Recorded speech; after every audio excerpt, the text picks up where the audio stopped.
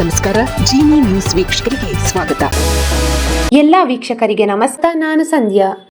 ಕೋರಮಂಗಲ 7ನೇ ಬ್ಲಾಕ್ನ ಸ್ಮಶಾನದ ರಸ್ತೆಯಲ್ಲಿ ಯಾರೋ ಇಬ್ಬರು ವ್ಯಕ್ತಿಗಳು ದ್ವಿಚಕ್ರ ವಾಹನ ನಿಲ್ಲಿಸಿಕೊಂಡು ದಾರಿ ಹೋಕರಿಗೆ ಮೊಬೈಲ್ ಫೋನ್ಗಳನ್ನು ಕಡಿಮೆ ಬೆಲೆಗೆ ಮಾರಾಟ ಮಾಡಲು ಪ್ರಯತ್ನಿಸುತ್ತಿದ್ದಾಗಿ ತಿಳಿದು ಬರುತ್ತದೆ.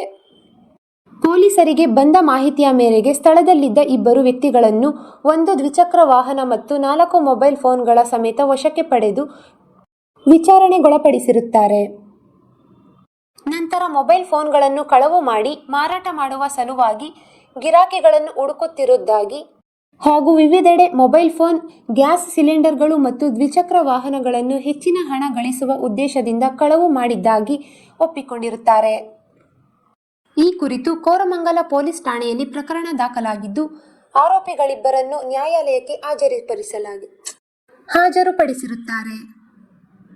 ಕಳವು ಮಾಡಿದ ಮೊಬೈಲ್ ಫೋನ್ಗಳು, ಗ್ಯಾಸ್ ಸಿಲಿಂಡರ್ಗಳ ಬಗ್ಗೆ ಸುದೀರ್ಘವಾಗಿ ವಿಚಾರಣೆಗೊಳಪಡಿಸಲಾಗಿ ಕೊಡತಿ ವಿಲೇಜ್ನಲ್ಲಿರುವ ಓರ್ವ ಆರೋಪಿಯ ವಾಸದ ಮನೆಯಲ್ಲಿ 26 ಮೊಬೈಲ್ಗಳನ್ನಿಟ್ಟಿರುವುದಾಗಿ ಹಾಗೂ ಕನ್ನಳ್ಳಿಯ ಗ್ಯಾಸ್ ಏಜೆನ್ಸಿಯೊಂದಕ್ಕೆ 10 ಗ್ಯಾಸ್ ಸಿಲಿಂಡರ್ಗಳನ್ನು ಮಾರಾಟ ಮಾಡಿರುವುದಾಗಿ ತಿಳಿಸಿರುತ್ತಾರೆ. ಆರೋಪಿಗಳು ನೀಡಿದ ಮಾಹಿತಿ ಮೇರೆಗೆ ಕೊಡತಿ ವಿಲೇಜ್ನಲ್ಲಿರುವ ಆತನ ವಾಸದ ಮನೆಯಿಂದ 26 ಮೊಬೈಲ್ ಫೋನ್ಗಳು ಹಾಗೂ ಗ್ಯಾಸ್ ಏಜೆನ್ಸಿಯಿಂದ 10 ಗ್ಯಾಸ್ ಸಿಲಿಂಡರ್ಗಳನ್ನು ವಶಪಡಿಸಿಕೊಳ್ಳಲಾಯಿತು.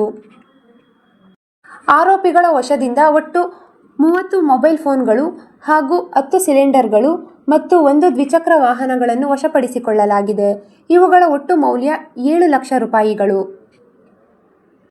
ಈ ಪ್ರಕರಣದ ಆರೋಪಿಗಳಿಬ್ಬರು ಬಂಧನದಿಂದ ಇಂದಿರಾನಗರ ಪೊಲೀಸ್ ಠಾಣೆಯ ಒಂದು ದ್ವಿಚಕ್ರ ವಾಹನ ಕಳವು ಪ್ರಕರಣ ಪತ್ತೆಯಾಗಿದ್ದು, 30 ಮೊಬೈಲ್ ಫೋನ್ಗಳ ಮತ್ತು 10 ಗ್ಯಾಸ್ ಸಿಲಿಂಡರ್ಗಳ ವಾರಸುದಾರರನ್ನು ಪತ್ತೆ ಮಾಡಬೇಕಾಗಿದ್ದು ತನಿಖೆ ಪ್ರಗತಿಯಲ್ಲಿದೆ.